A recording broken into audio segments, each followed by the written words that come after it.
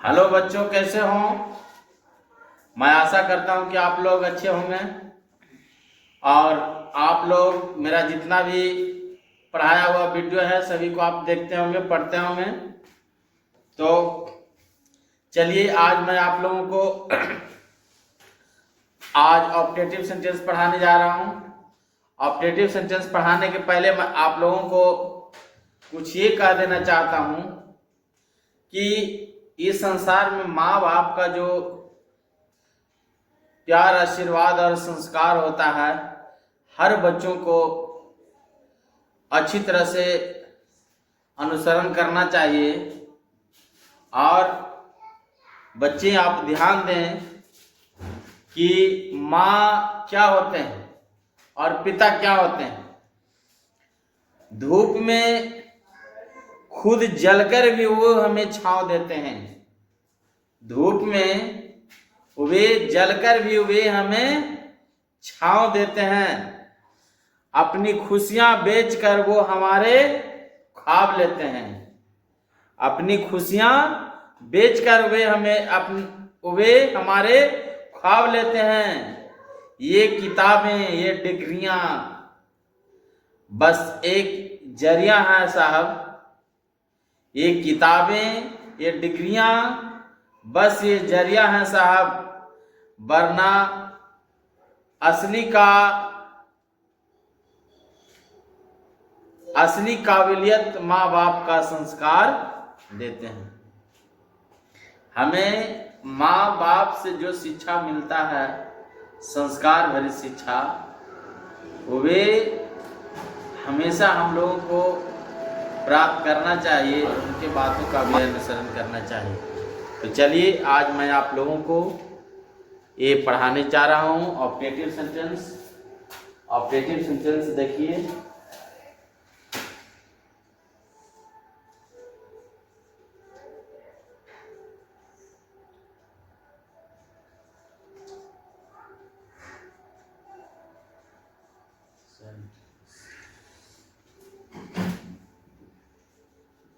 It is that type of sentence which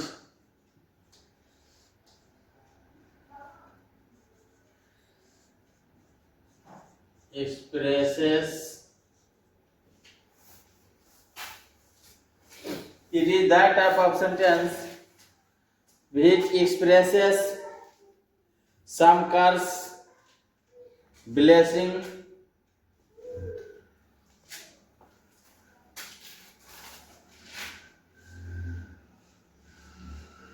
some curse, blessing,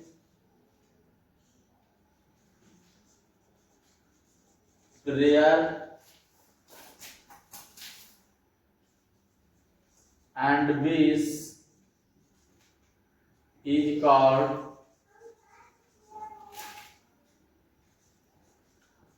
optative sentence। कहता है it is that type of sentence, यह उस प्रकार का सेंटेंस है बीच जो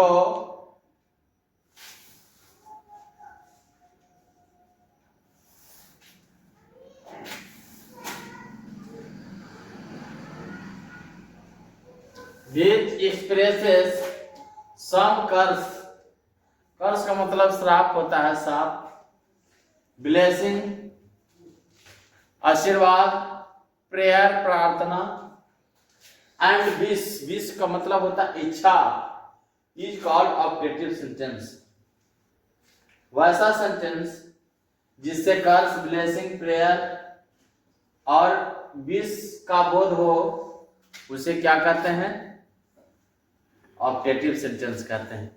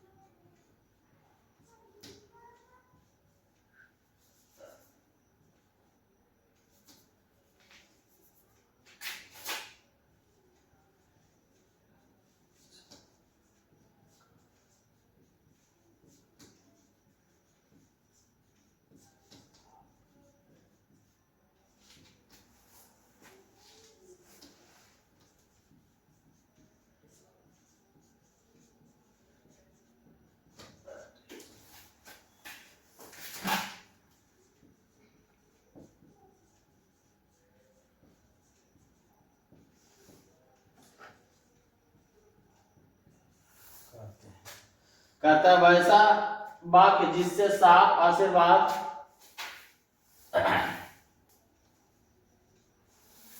प्रार्थना और इच्छा का भाव व्यक्त हो उसे क्या कहते हैं? ऑब्जेक्टिव सेंटेंस कहते हैं। जैसे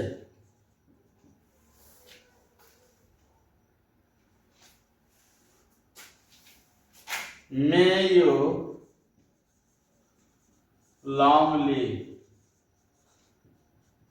मे यू लॉन्ग लीव का मतलब क्या होता है?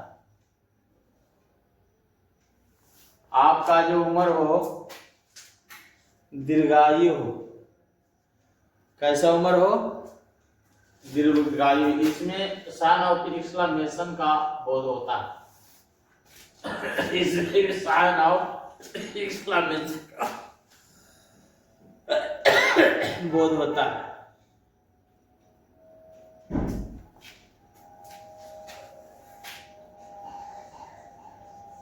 May you die for cholera। मतलब आप कॉलरा से मर सकते हैं। कॉलरा क्या है? एक बीमारी है।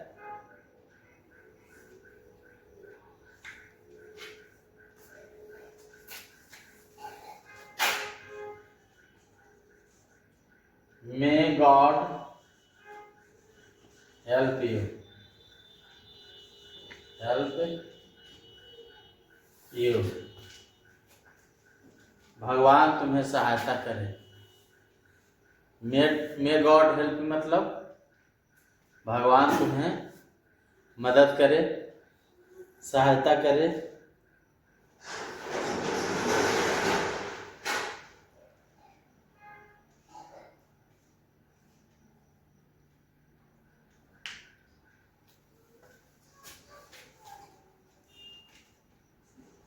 गॉड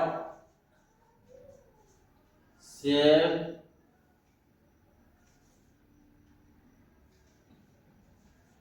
यू का मतलब क्या होता है? इसमें में छिपा हुआ, समझ गए? इसमें क्या में गॉड सेव यू भी लिख सकते हैं, अब में गॉड सेव यू भी लिख सकते हैं। इसमें गॉड में क्या है? छिपा हुआ है। इसमें छिपा हुआ है ना। मे गॉड सेव यू।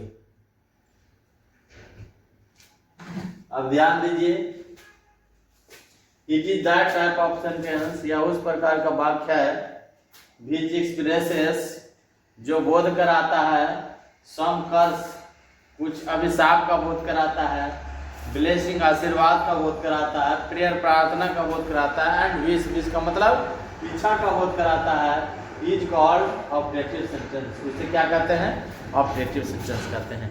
वैसा वाक्य जिससे कर्ज का बोध हो, ब्लेसिंग का बोध हो, प्रेयर का बोध हो और विश का बोध हो, उसे क्या कहते हैं? ऑब्जेक्टिव सेंटेंस कहते हैं। अब कहते हैं मे यू लॉन्ग लीव, आपकी लंबी आयु हो। तो प्रार्थना का बोध करा रहा है यहां से।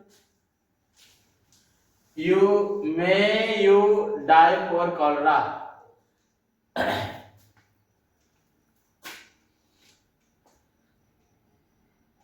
May you die for cholera. May God help you, भगवान आपकी मदद कर सकता है। नहीं, आशीर्वाद है मे गॉड सेव यू। ये सब वाक्यों को इस तरह से वाक्यों को क्या कहते हैं? ऑब्जेक्टिव सेंटेंस कहते हैं।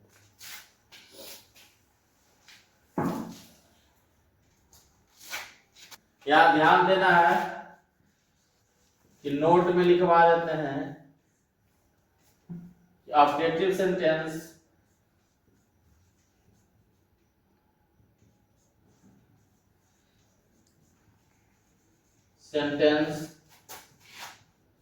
प्रायः में से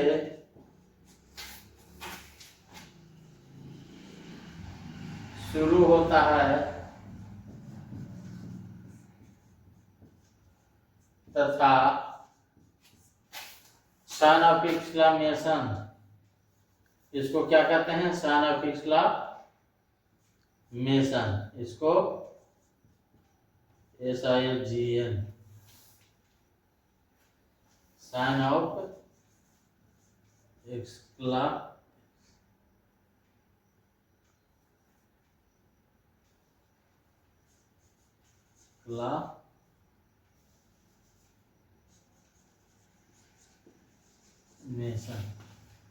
सन ऑफ एक्सक्लामेशन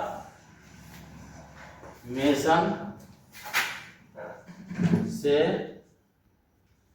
समाप्त होता है।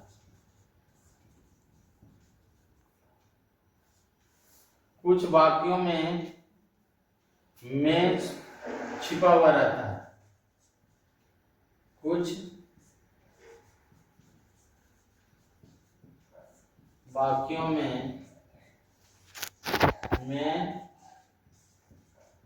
छिपा हुआ रहता, सबसे पता लग रहा है। अब ध्यान यह दे रहा है कि ऑब्जेक्टिव सेंटेंस प्राय में से शुरू होता है, लेकिन कुछ वाक्यों में छिपा हुआ रहता है। जैसे God help you,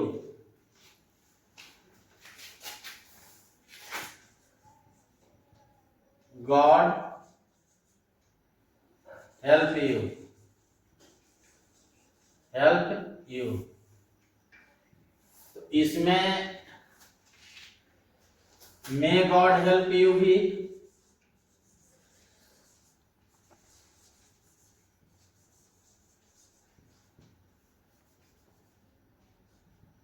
may God help you भी लिख सकते हैं, क्योंकि मे इसमें छिपा हुआ है। इस तरह से बहुत सारा वाक्यों में long live our friendship,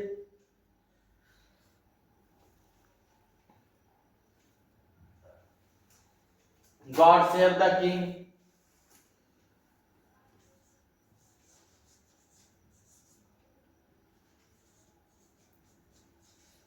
save the king, यहां पर क्या? May God save the king,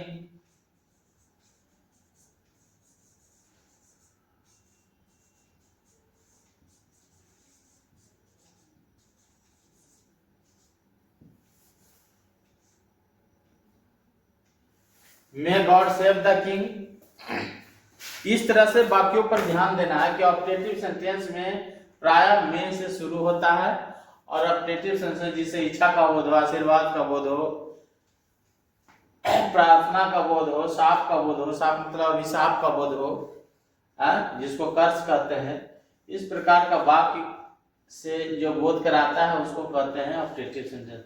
objective sentence शुरू में से शुरू होता है, लेकिन बहुत सारे ऐसे वाक्यों हैं जिसको में छिपा हुआ रहता है।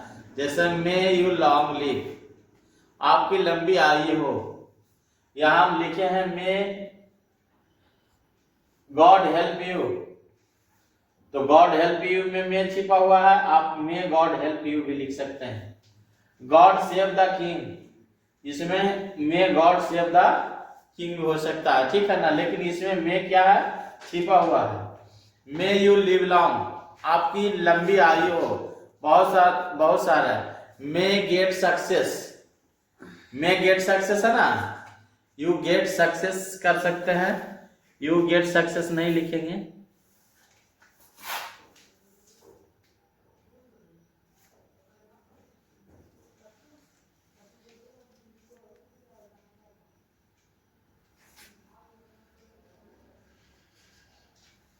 मे टू गेट सक्सेस। इस तरह से ऑब्जेक्टिव सेंटेंस पर ध्यान देंगे। ऑब्जेक्टिव सेंटेंस के ही जैसा है एक्सक्लेमेटरी सेंटेंस। एक्सक्लेमेटरी सेंटेंस वैसा कुछ नहीं है, उस पर ध्यान देंगे। जिसमें स्ट्रॉन्ग फीलिंग्स का बोध कराता है उसको एक्सक्लेमेटरी सेंटेंस कहते हैं। इसमें what a beautiful girl she is, कितना सुंदर वह लड़की है ना, स्ट्रॉन्ग फीलिंग का बोध करा रहा है। ये क्या हो गया, एक्सक्लेमेटरी सेंटेंस हो गया। इस तरह से हम एक्सक्लेमेटरी सेंटेंस पढ़ाएंगे आप लोग को, तो उसमें समझाएंगे अच्छी तरह से। अभी आप ऑपरेटिव सेंटेंस को समझ लेंगे। ऑपरेटिव सेंटेंस में बच्चों किसी प्रकार का किन्हीं को कंफ्यूजन रह गया है, दिक्कत रह गया है, तो आप कमेंट करके हमसे पूछेंगे, हम आपको जवाब देंगे, बताएंगे। मैं आपको 4 सेंटेंस पढ़ा दिया हूँ, जिसमें पहला असर्टिव सेंटेंस पढ़ाया हूँ। असर्टिव सेंटेंस के 2 भाग हैं, वो उसको मैं पढ़ा दिया हूँ, अफर्मेटिव सेंटेंस और नेगेटिव सेंटेंस। उसके बाद मैं आपको इंट्रोगेटिव सेंटेंस पढ़ाया हूँ। इंट्रोगेटिव सेंटेंस भी 2 प्रकार का होता है, मैं उसको भी पढ़ा दिया हूँ। इंट्रोगेटिव सेंटेंस में आपको एक यस नो क्वेश्चन और दूसरा WS क्वेश्चन पढ़ा दिए हैं। फिर तीसरा सेंटेंस आपको हम इंपेरेटिव सेंटेंस भी पढ़ा दिए और चौथा ऑब्जेक्टिव सेंटेंस पढ़ा दिए, ठीक है ना। इस तरह से पार्ट 1 में एक सेंटेंस को मैं रखा हूँ, 4 पार्ट, 5 पार्ट। फिर अगला पार्ट में मैं एक्सक्लेमेटरी सेंटेंस पढ़ा दूंगा। एक्सक्लेमेटरी सेंटेंस पढ़ाने के बाद मेरा आप देखेंगे मैं आर्टिकल आप लोग को पढ़ाऊंगा, और आर्टिकल पढ़ाने के बाद फिर मैं आपको टेंस पढ़ाने के लिए पढ़ाने जा रहा हूँ। इसलिए ध्यान देंगे आप अच्छी तरह से, जहां आपको समझ में नहीं आता है वहां आप हमको से पूछिए, और उसको एक बार नहीं कई बार पढ़ने का प्रयास करिए, कई बार पढ़िए। फिर मैं आप लोगों को इसके अलावे और भी सॉल्यूशन दूंगा, जैसे मैं ऑक्सफोर्ड बेसिक इंग्लिश ट्रांसलेशन का सॉल्यूशन मैं दूंगा, फिर है जो ऑक्सफोर्ड जूनियर इंग्लिश ट्रांसलेशन का सॉल्यूशन मैं दूंगा, फिर करंट का सॉल्यूशन मैं दूंगा। आप उसको एक लेसन प्रतिदिन सबको बनाएंगे, और बनाने के बाद उस सॉल्यूशन को उसमें मिलाएंगे। जो भी वर्ड्स रहेगा सब वर्ड्स को याद करना है। इंग्लिश बहुत हल्का हो जाएगा, बहुत आसान लगने लगेगा, बहुत मजा आएगा पढ़ने में। इंग्लिश बहुत इंटरेस्टिंग सब्जेक्ट है यदि आप पढ़ते हैं तो। जो नहीं पढ़ते हैं उनके लिए तो हार्ड होता ही है, जो मैथ नहीं पढ़ते हैं उनके लिए मैथ्स हार्ड होता है, जो मैथ पढ़ने लगते हैं तो उनके लिए मैथ्स आसान हो जाता है, जो इंग्लिश पढ़ने लगते हैं इंग्लिश आसान। जो सब्जेक्ट गहराई से पढ़ा जाता है वह सब्जेक्ट आसान हो जाता है और वह हल्का हो जाता है। इसीलिए मेरे प्यारे बच्चों, आप लोगों से मेरा यही अनुरोध रहेगा कि आप इंग्लिश को इतना मजबूती से पढ़ाई करिए कि आप अपने फ्यूचर में बहुत बढ़िया है ये करिए। यही मेरा आशीर्वाद आप लोगों के साथ रहेगा। ठीक है, ओके, बाय।